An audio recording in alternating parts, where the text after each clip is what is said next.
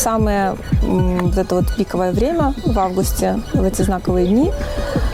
Так вышло, что я была не в Минске, я была в Несвеже.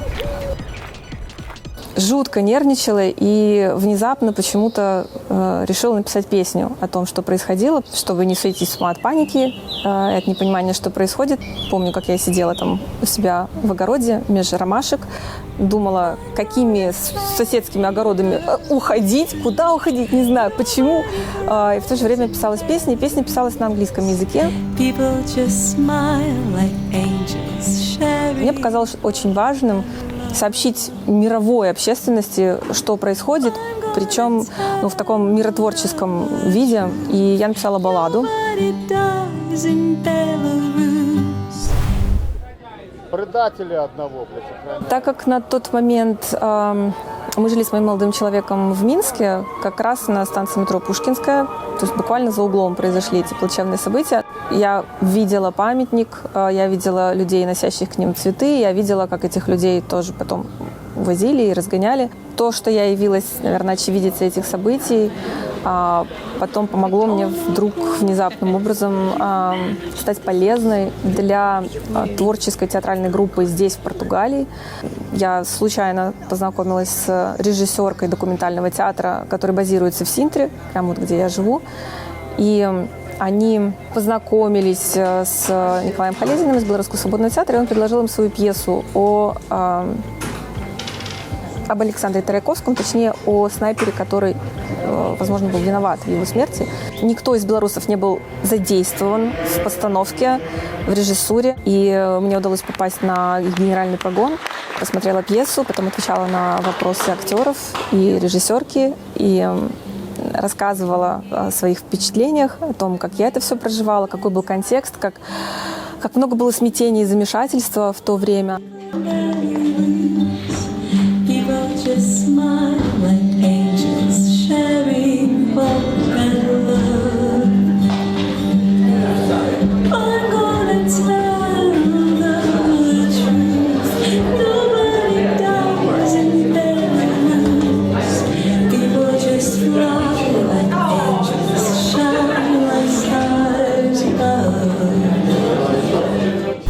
Время моего пребывания здесь, оно оказалось такое переломным, потому что, когда я приехала, это был как раз конец пандемии, еще ничего не происходило, и в творческом плане в том числе, и мне заявить себя актрисой или певицей, творческим человеком, как бы культурный багаж которого остался в другой стране, было очень сложно. Потом при решении вопросов с легализацией, вопросов, связанных с выживанием, там особо было не до творчества, как бы пришлось работать. Работа, которую я нашла, телефонный переводчик, наверное, да, phone interpreter. То есть я в живом режиме перевожу диалог между медицинскими учреждениями, их пациентами, или государственными учреждениями и их клиентами. 25 миллилитров. Я потихоньку стала проникать в контекст всего, что здесь происходит. И вот как раз, когда сюда хлынул поток иммиграции, в том числе творческой, из России, из Украины, стала возникать очень интересная прослойка такая социальная, где внезапно вдруг оказалось гораздо легче проявиться снова как творческий человек.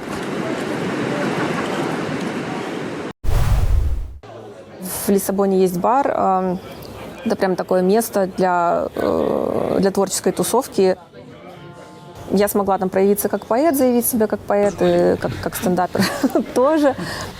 Финансист Валерий, тебе открою двери я души. Я совсем потеряна. Музыкально сложнее.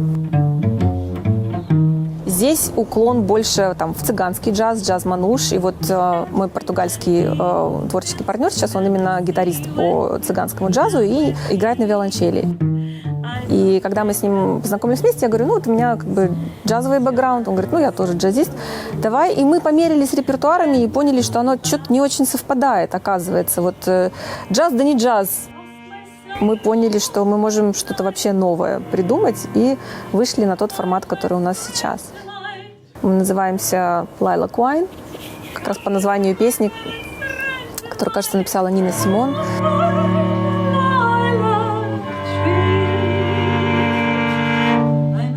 оба любим эту песню, и, как оказалось, нам не с кем было ее сыграть до момента встречи друг с другом. В Португалии само понятие стандартов далеко не такое жесткое. Здесь все очень расслаблено, настолько расслаблено, что сначала кажется, что все плохо. Но воспринимается все хорошо, безумно щедрая на восприятие португальская публика.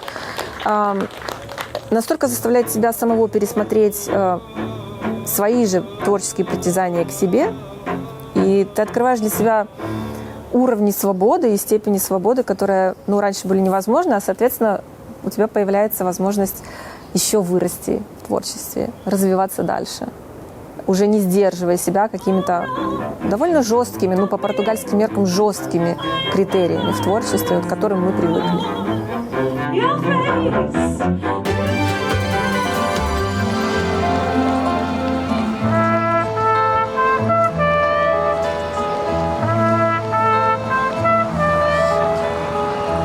Этнічна наполову беларус, наполову грузін. Я радзіўся ў Тбілісі, але вырас у Беларусі. Я вывучаў беларускую мову з 4 класа, потым у музычным учылішчы, потым ва універсітэце. Я вырашыў даць спачатку адзін дабрачынны канцэрт, потом гэта ўсё ператварылася ў серыю дабрачынных канцэртаў. Я запланаваў іх даць 20 во дворах в мінскіх. Але пасля 7-го мяне другі раз арыштавалі. І, дарэчы, гэтыя благачынныя канцэрты я ладзіў на карысць байхэлпа. Я ўсе грошы ахвяраваў у гэты фонд. І я пісаў аб гэтым публічна. І нават не ўяўляў, чым я рызыкую тады. Музыку выконваю беларускую, так. І чарапахі, і муры, і войны святла. Меня за гэтую музыку і арыштоўвалі ў Мінску за муры, за 3 чарапах, так. У прысудзе так і напісана. Граў 3 чарапахі, так.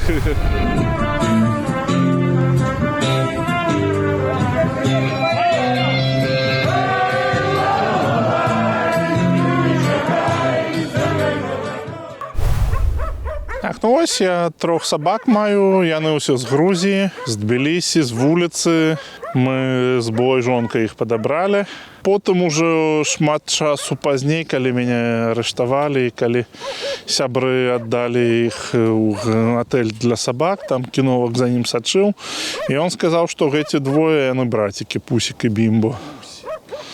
Там по форме лапок, по форме черепа он да, такой высновы прыйшоў.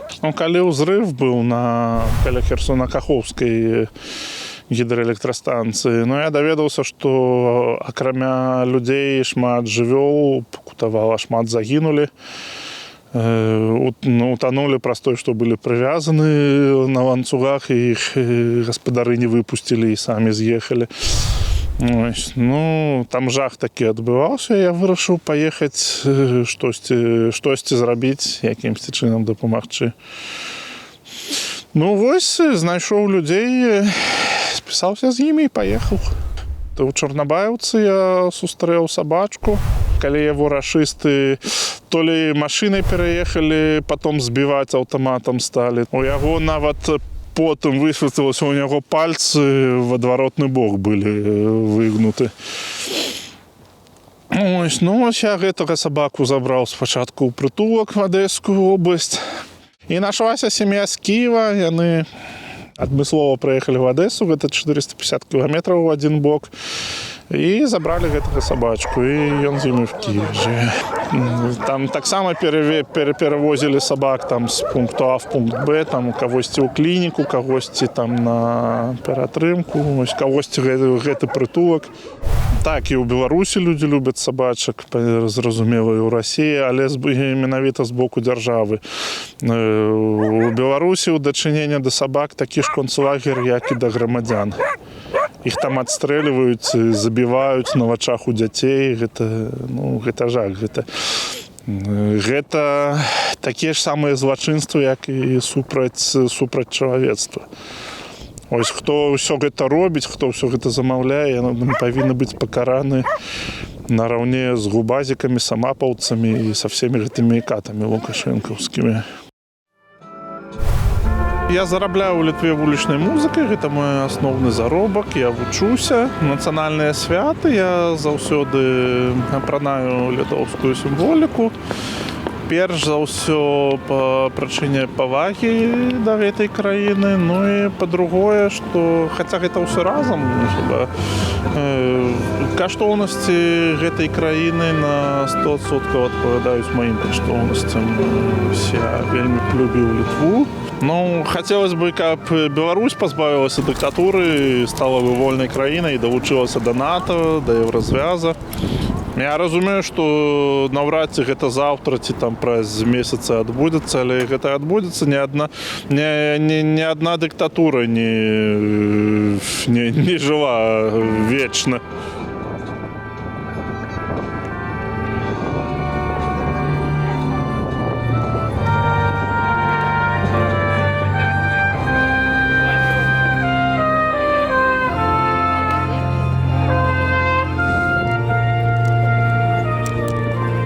Он и есть вольны беларускі народ.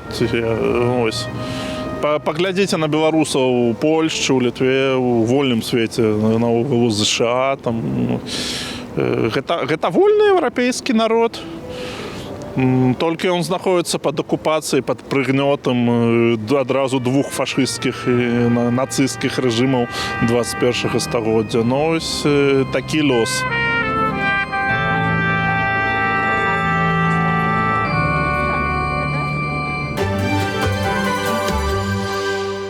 Глядзі, бацька наш, ай, Лукашэначка, глядзі, з сабачкам са сваім, як ты з гэтым звалетам. А як яго завуць? Умка ягоны.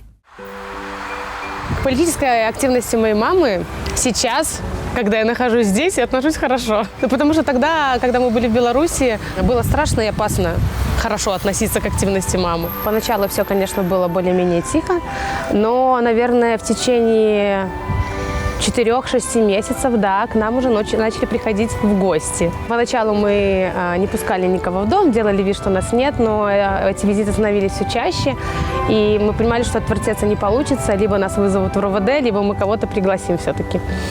Вот, это был единственный визит, когда настойчиво попросили показать телефон, потому что сказали, ну вы же понимаете, вы одна, в разводе, у вас 2 детей, вы понимаете последствия. Ну, последствия были понятны сразу, и на то время у нас уже были сделаны визы, и мы не стали долго ждать. Не стали ждать приглашения в РОВД, решили уехать сами, ретироваться. Смотри, я держу 5, да, и буду загибать пальчики. А ты на лесенку, ой, на ступенечку и с пузырями. Хорошо договорились? Поехали. Я держу. 1. Поехали вниз. Моя работа заключается в том, чтобы дети полюбили воду. Вот это, мне кажется, основная задача. Спортсмены спортсменами, то есть в их дальнейшее будущее, и в их руках, естественно. Моя задача полюбить воду, плавание, перестать ее бояться и в дальнейшем быть здоровыми детьми. У меня были особенные детки. Это было в Беларуси. Это были детки с синдромом Дауна. Сложная работа, но приносящая такое, сказать, удовольствие, потому что дети испытывали очень большую радость и позитив, отвлекались от своих каких-то проблем, болезней и того, что они не такие, какие остальные дети в социуме. Вот, а в воде они становились сами собой. Вот сюда только вперед, хорошо? Вот сюда, вперед, подальше от бортика. Я придерживаю. Готово? 1, 2, 3, вперед! Первый мой рабочий день в этом бассейне был волнительный, но не скажу, что волнительнее, чем сейчас. Сейчас тоже очень волнительно. Польским было тогда совсем все очень сложно. На ресепшене с девочками, с мальчиками я могла как-то... То есть я ехала в автобусе, в переводчике переводила какие-то фразы, чтобы как-то общаться с людьми. Но, в принципе, здесь все отнеслись нормально, что мы белорусы, что мы не очень понимаем, пытались как-то что-то объяснить, наладить связь, как бы с этим все в порядке. Да, было очень волнительно, и я помню, как сейчас, это сейчас у меня много занятий, по 7, по 8 занятий, может быть, в день. Тогда у меня было одно единственное занятие. Одно. То есть у меня была запись, и было одно единственное занятие, к которому я ехала с большой-большой сумкой игрушек, потому что я же к нему готовилась. Нарушение аутического спектра. У меня был самый первый малыш. Ну и знаете, я просто окунулась в свою среду. Это волнение прошло ровно в тот момент, когда я зашла с ним в воду, и все. И, в принципе, пошло потом дальше все очень быстро. Это буквально ребенок 2-3, сарафанное радио, и, наверное, недели через 2-3 моей работы здесь у меня уже появились полная запись. Смотри, вот сюда, если в середину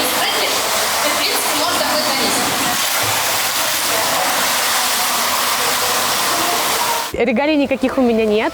У меня есть высшее оконченное образование в сфере физической культуры. Я не сразу пришла в эту сферу, скажу честно. Я была в декрете 6 лет со своими детьми и никогда не думала, что моя жизнь будет связана с преподаванием. Я закончила вуз и закончила, думала, нет, это не мое. Но потом по стечению жизни так сложились обстоятельства, что я решила попробовать себя в этой сфере, устроилась в детский сад в Беларуси, и меня засосало туда. Я поняла, что это мое, все-таки преподавание, дети. Когда ты видишь результат своей работы, такой очевидный, и ты понимаешь, что это дело твоих рук, это очень классно. Дети на переезд отреагировали. Можно сказать, что хорошо, у нас каких-то больших проблем не было. Они были рады, что нам не страшно, к нам никто не придет, потому что вот этот страх стука в дверь уже у них присутствовал, и это постоянные звонки ко мне на работу, что «мама, к нам кто-то пришел». Они были рады, что они здесь, что с нами бабушка, что мы воссоединились как семья, и вообще для них это было все новое, интересное, поэтому этот, мне кажется, период у нас прошел очень-очень легко. Школьный директор очень хорошо ко всем относится, она очень добрая, хоть она и старенькая, но она вообще такая, как будто бы молодежная, за все, короче, за весь движ, можно так сказать. Девочка помогла с учителями, там, познакомиться, чтобы они там, типа, сначала первые дни меня не спрашивали, как-то я языка не знала, и как-то так. У меня мама здесь, наша семья вся здесь. В теперешнюю Беларусь я не хочу. То, что там происходит сейчас, это однозначно нет. Сравнивая уровни жизни здесь, именно как Беларусь, то не знаю, не могу сказать точно. В теперешнюю Беларусь точно нет. З якімі стэрэатыпамі пра беларусаў сутыкаюцца нашыя героі, чым могуць ганарыцца ў свеце, чаго жадаюць тым, хто застаўся на радзіме. Адказы на гэтыя пытанні ў апошняй частцы праграмы. Веру в то, что всегда можно начать с чистого листа, что-то новое. Свободу. Я опынулся в вольном свете. Ни с какими. Здесь не знают белорусов. Можно придумать про них все, что угодно. Белорусы вельмі памяркоўныя. Іх буквально адзінкі гэтых людзей. Яны там кажуць, што вам там у Беларусі не жывецца, у вас там парадак, у вас колхозы, заводы, параходы. Белорусы неверагодныя. Белорусы – это самые терпеливые, понимающие и воспитанные люди. Гэта частка еўрапейскай цывілізацыі. Латушка. Светлана Тихановская. Елена Горелышева, гендерная активистка и исследовательница. Нічога. Зноў апынуцца ў лукашэнкаўскай турмы. Дарэчы, мне такія сны часамі сняцца. Потому что меня так и не легализуют. Да ничего не боюсь. Жить? Не боюсь умереть, потому что уже все было. Польша? Польша, Литва и Украина. Португалия. Это просто Южная Беларусь. 100%. Павінны. Прихильники Лукашенко повинны нести ответственность. Есть такая фраза «никто никому ничего не должен». Квітнеючий. Такой, как улица Октябрьская. С бразильским таким запахом немножко. Свободной, у складе Еврозвяза, у складе НАТО, у складе Шенгенского погоднения. Буду сидеть в своем саду, смотреть на небо. С бутылькой шампанского. Выдержки, спокойствия. Терпение. Больше ничего.